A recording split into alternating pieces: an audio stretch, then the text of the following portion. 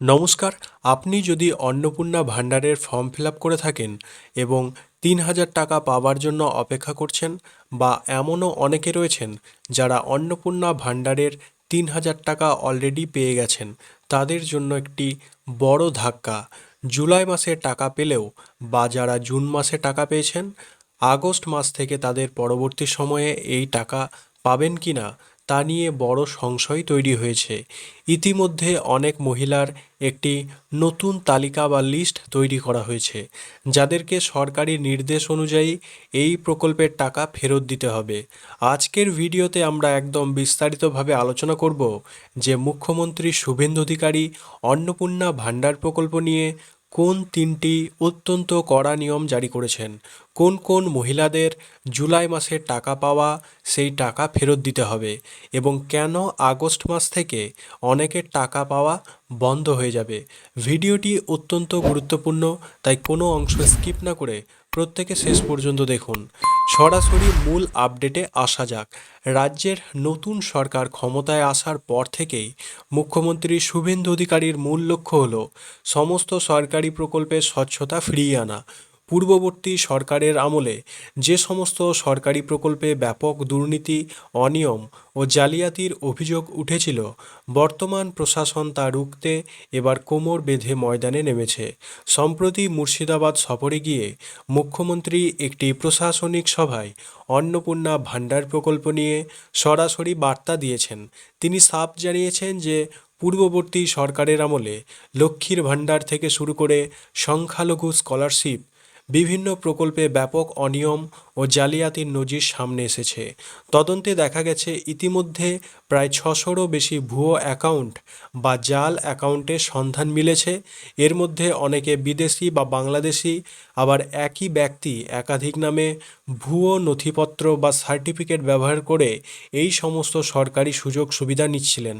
এই ধরনের অভিজ্ঞতার যাতে পুনরাবৃত্তি আর না হয় এবং সরকারি তহবিলের খরচ অপচয় যাতে বন্ধ করা যায়, সেই কারণেই অন্নপূর্ণা ভাণ্ডারের ক্ষেত্রে সরকার এবার জিরো টলারেন্স নীতি গ্রহণ করছে।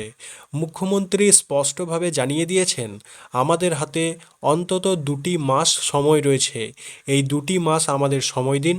প্রতিটি আবেদনের চুলচেরা বিশ্লেষণ ও ভেরিফিকেশন আমরা করব, অর্থাৎ কোনো রকম জালিয়াতি বা অস্বচ্ছতা আর বরদাস্ত করা হবে না। চলুন এবার জেনে নেওয়া যাক সেই 3টি কড়া নিয়ম কি কি, যা এইমাত্র জারি করা হয়েছে। প্রথম নিয়ম হলো প্রতিটি নথির নতুন করে করা যাচাইকরণ। এতদিন শুধুমাত্র আবেদনের ভিত্তিতেই অনেকের অ্যাকাউন্টে টাকা পাঠিয়ে দেওয়া হয়েছিল, কিন্তু এখন আর তা হবে না।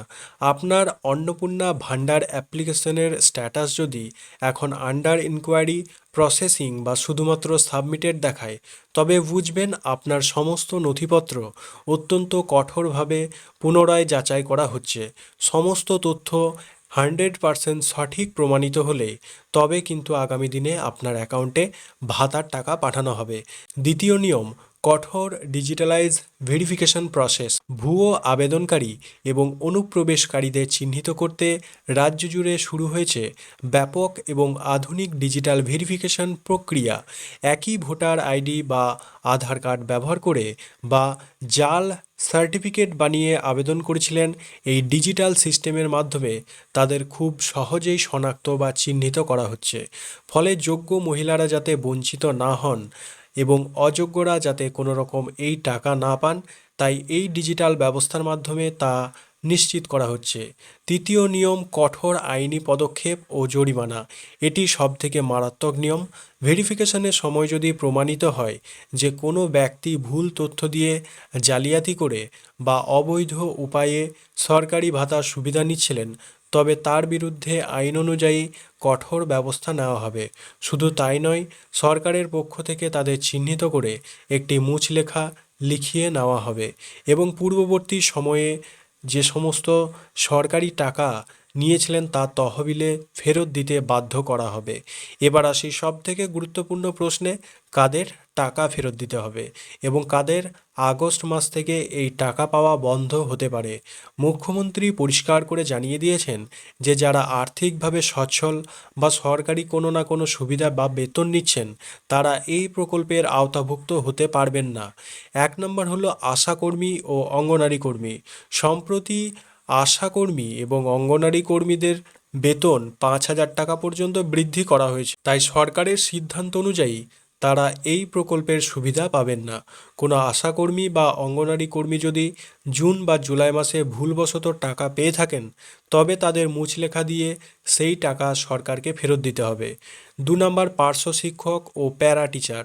আপনারা যদি এই প্রকল্পের টাকা পেয়ে থাকেন আপনাদেরও কিন্তু টাকা ফেরত দিতে হবে। 3 নম্বর সিভিক ভলেন্টিয়ার্স। কোনো সিভিক ভলেন্টিয়ার যদি এই প্রকল্পের সুবিধা নিয়ে থাকেন তাদের টাকাও কিন্তু রিটার্ন করতে হবে। সরকারি চাকরিজীবী এবং পেনশনভোগী যারা নিজেরা সরকারি চাকরি করেন কিংবা যাদের পরিবারে সরকারি পেনশনের সুবিধা রয়েছে, ভুলবশত তাদের অ্যাকাউন্টে টাকা ঢুকে থাকলে সেই টাকাও কিন্তু অবিলম্বে সরকারকে ফেরত দিতে হবে। সোজা কথায় বলতে গেলে আগে যারা লক্ষ্মীর ভাণ্ডার পাচ্ছিলেন তাদের মধ্যে অর্ধেকের কম মহিলা এই অন্নপূর্ণা ভাণ্ডার প্রকল্পের টাকা প্রতি মাসে পাওয়ার যোগ্য বলে বিবেচিত হবেন। যারা ভাবছেন ভুল তথ্য দিয়ে টাকা পেয়ে যাবেন তারা কিন্তু এবার বড়সড় আইনি বিপদে পড়তে পারেন। তাই রাজ্য সরকারের এই পদক্ষেপের মূল লক্ষ্যই হলো সরকারি তহবিলের অপচয় ও জালিয়াতি রোধ করা এবং প্রকৃত অভাবী ও যোগ্য মহিলারা যাতে সঠিক সময়ে তাদের প্রাপ্য সম্মান ও অনুদান পান তা নিশ্চিত করা। আপনারা যারা জুলাই মাসে টাকা পেয়েছেন আপনারা এগুলি একবার নিশ্চিত হয়ে নেবেন যে আদৌ আপনাদের সেই সমস্ত কাগজ ঠিক আছে কি না, নাকি আপনার স্ট্যাটাসে কোনো সমস্যা দেখাচ্ছে। অবশ্যই নিচে কমেন্ট করে আমাদের আপনার মতামত জানান এবং আপনার জেলার নাম আমাদের জানাতে ভুলবেন না।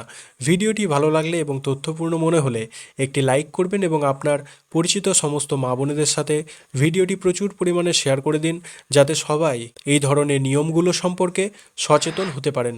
আজ এই পর্যন্তই, দেখা হবে পরবর্তী কোনো গুরুত্বপূর্ণ আপডেটের সাথে। সবাই ভালো থাকবেন, সুস্থ থাকবেন, ধন্যবাদ।